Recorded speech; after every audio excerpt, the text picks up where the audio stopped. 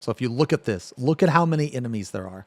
1, 2, 3, 4, 5. There's 18 enemies. Here's the situation. We were infiltrating Moonrise. Now, I never knew these ads spawn down here. We were in Moonrise, and I tried to steal some, like, you know, some potions or whatever. You know what I'm saying? Okay, whatever. But she caught me, and I gave her shit back. And then, after I gave her stuff back, she questioned me again. She was like, no, you have to give the stuff back. So then I was like, what the fuck? There's nothing to give back. So I had to either attack her or be escorted to jail. And we are infiltrating Moonrise, and she put me in the Moonrise jail. Like, bruh, are you serious? That's why I'm down here. And I had no idea that these ads spawns. So if you guys want extra EXP, when you go in Moonrise, go in the dungeon and you'll get like all of these extra ads. Okay, so it's just me.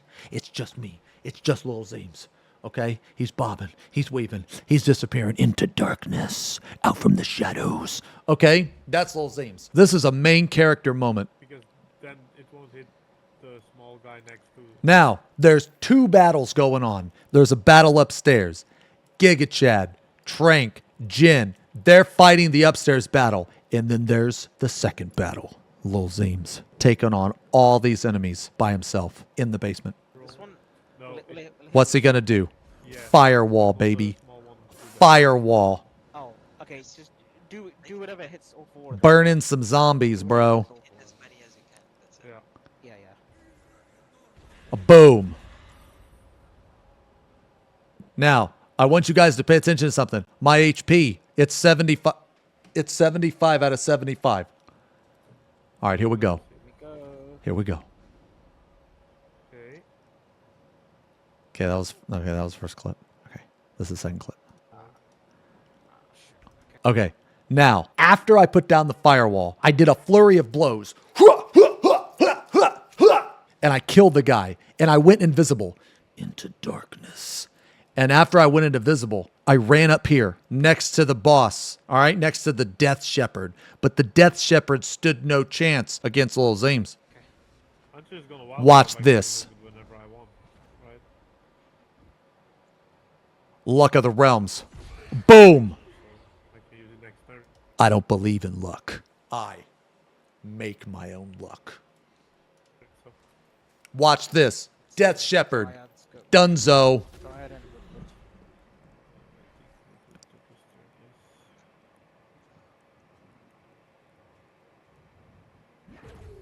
Into darkness. Lil Zeems hides. He hides right here. He goes out of combat, but then he goes back into combat because he's got a job to do. After I went here, I came back and I killed all 3 of these fucking idiots. All invisible. And then I go down here. Fuck. Oh, he's not even. Watch this. In the turn. Bro, these guys are cooking. Look, these guys try to find me. They try to find Lil Zeems. The firewall's still going, by the way. These idiots are putting incubate death inside the firewall like morons. Now here's what happened. These 2 skipped their turn. This guy, he ran up here and he was trying to find Lil Zeems, try to sniff him out. Trying to sniff him out. But nope. Lil Zeems don't stink. So he couldn't find him. So this guy ran up here for nothing. And then Lil Zeems came down here and he fucked these 2. And now he's back in combat. And now right back into darkness. Now look at that. Look at this shit. Now there's just these guys over here. yeah, I'll just give us Blade Ward. And they're still fighting up top. Oh my god. I'm in full Give focus mode. everyone I'm in full focus. Okay. I don't have time to chit-chat. I'm in kick-ass mode. God dang. If I was a monster truck, I'd be called the Devastator, and I'd be in kick-ass gear. Can you not? Okay, now, I go over here, and I kill these motherfuckers, too. Invisible. Invisible, bitch. Now I'm invisible. Watch this shit. This is man mode stuff. This is Lil Zeems. That's Lil Zeems right here. Look at this shit. I just fucking throw him because fuck him. That's why, because fuck him. I'm asserting my dominance. They were talking shit, saying I could only cheat with my fists, but I just picked him up and threw him, and then I killed his ass. All right, boys, I'm on my way. Easy I literally just killed fucking fucking 40 guys all by myself. game. Main character. That's a main character moment right there. That is a main character moment. Oh, this is sick too, bro. Yo, this is sick. Yo, look. Okay, so here is another assassination. I cloak myself in darkness and I sneak past these guys and I come back here. Again, solo. Again, alone. Again, against all odds. And then I come out of the shadows. Boom! I come out of the shadows. Boom. But they don't see me. This guy just got assassinated. Lil Zeem's invisible. Coming in hot. Dude, this is so. Boom. fucking Dead. badass, man. One punch. Another one punch. I literally just assassinated. Boom. Easy game. Man. This is so fucking. Easy fucking game. Shit, this is busted. They didn't even get a turn. Lil Zeem's big dreams. I personally think Monk is the most disgusting, broken piece of shit class in this game. But like, just because something's like super good doesn't mean that it's like fun for everybody. I'm gonna see if I can show you guys my stats and stuff. Okay, so this is what I did. Okay, so I go 4 rogue and I go 8 monk. And then this is the gear that I have. You can swap this out. I actually think that the darkness cloak is better than this. Pretty much what you need to have, in my opinion.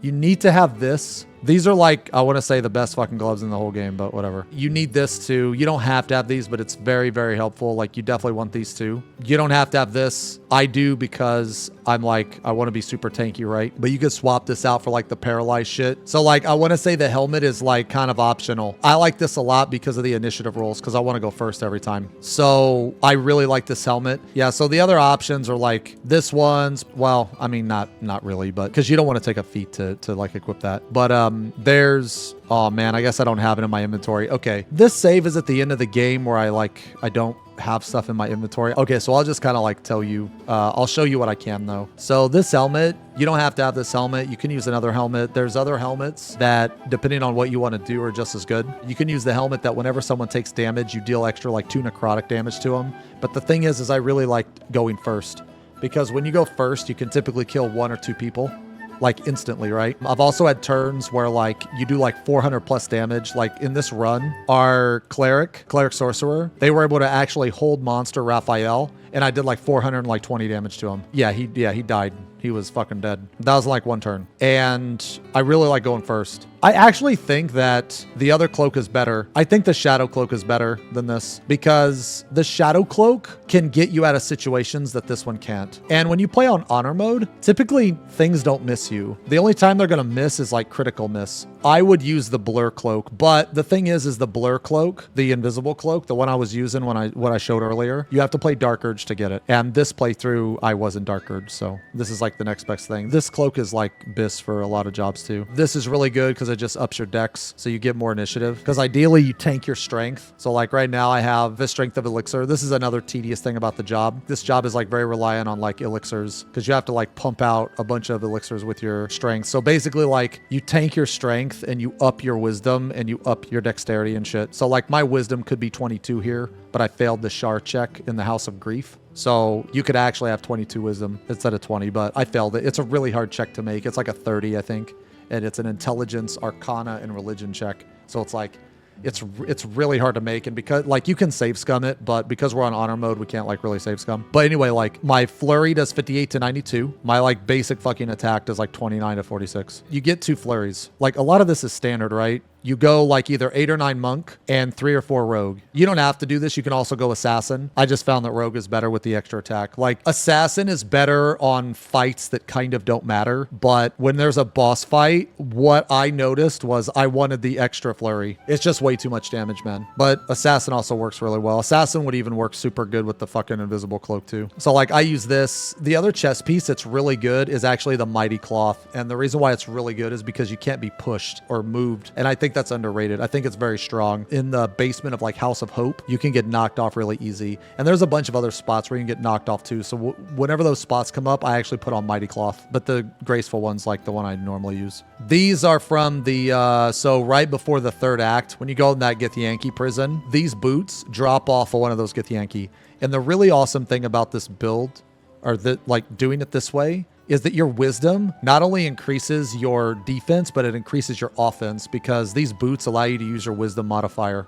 So every point of wisdom that you can get, that's why like wisdom's so, like the fact that you can stack a defensive stat and it adds to your damage is just ridiculous.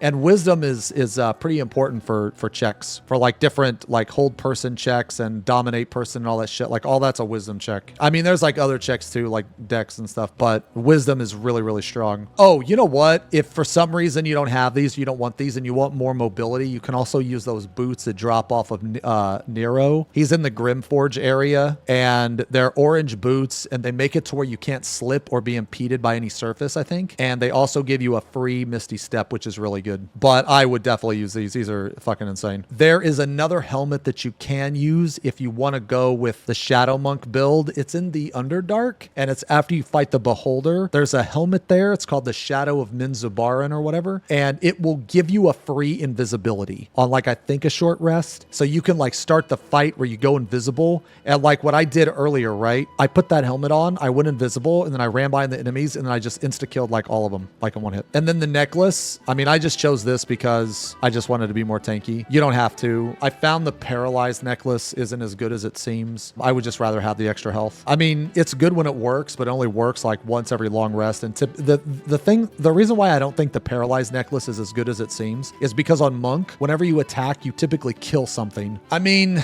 you could do some shit where you like hit an enemy, you crit, you paralyze it, then you switch to another enemy. But you do that like once every long rest, I think. And I would just rather have the extra HP. If you're playing solo and you can stack all of this gear and shit on Monk, then you can get its AC up like pretty high. Like actually 21 AC on Monk is kind of high. Monk is not a job known for like extremely high AC, at least how I played it. I don't know, maybe I'm wrong on that, but I just go for the extra health. And then there's this ring, a ring of protection. This is like a Abyss ring for a lot of jobs too. And then this one, the wearer gains 1d4. Okay, so like these two are kind of like, neither one of these are a necessity. I like this because I get to throw a lot of enemies. I really enjoy throwing enemies in this game because you can pseudo AoE with a throw. Like if you throw an enemy and you kill it with your Lithid power, you'll create that explosion, you know, from Cull of the Weak. But also you hit 2 targets. It's not like a lot.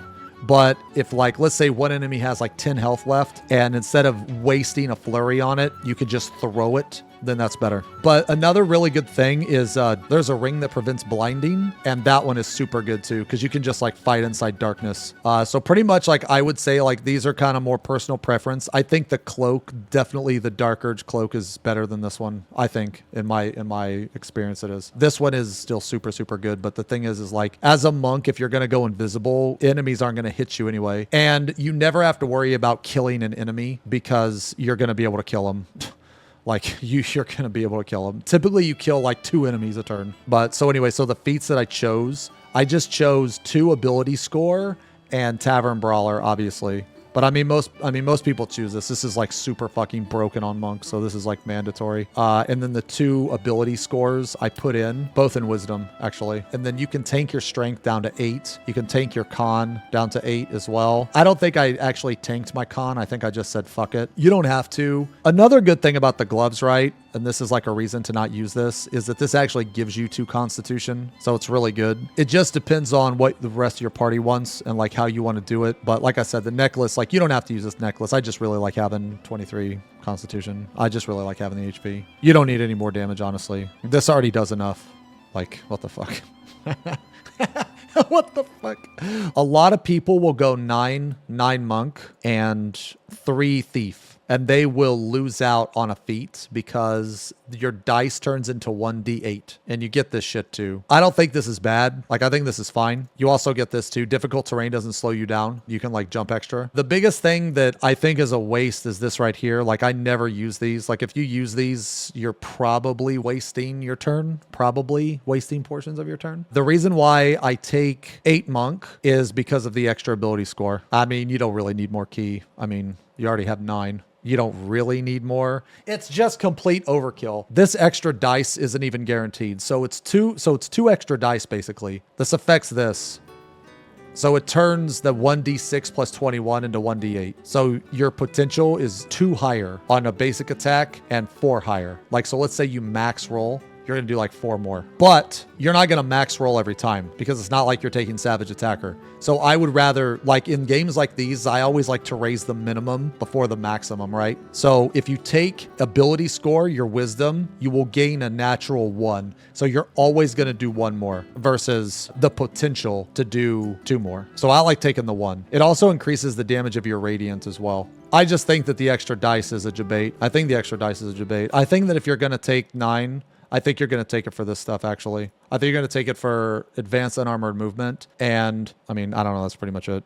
I think this is kind of trash. Like, I'm not really a fan of this because like I've used this and I found myself like dealing shit damage when I use this. Like when I use the key explosion and shit, I don't know. Like, I don't think going 9 monk is bad. I think it's fine. I just prefer 8. And then 4 thief, you're never going to sneak attack. I mean, I guess unless you fire ranged, but 4 thief is for, well, you get thief for the extra bonus action and you get a feat. So you get ability score here, which improves your damage by a base of 2. You'll get an extra damage from your manifestation and an extra flat damage on your attacks. So I like that. I like raising my minimum by 2 as opposed to raising the maximum by 4. I think that you're gonna gain more damage. Anyway, so yeah, so that's because like whenever I play on stream, sometimes people will ask, oh, you also want the anti-Ethel's boon. Yeah, so like to get this shit, man, you gotta get the hair, okay? From Auntie Ethel. That gives you a +1. And then you do 2 ability score. And you get +2 more. That's what I do. It doesn't really matter what race you play, honestly, man. I typically play a halfling because Lil Zeems is the main character. You got the hair from the hag, but you're still... Yeah, so anyway, so that's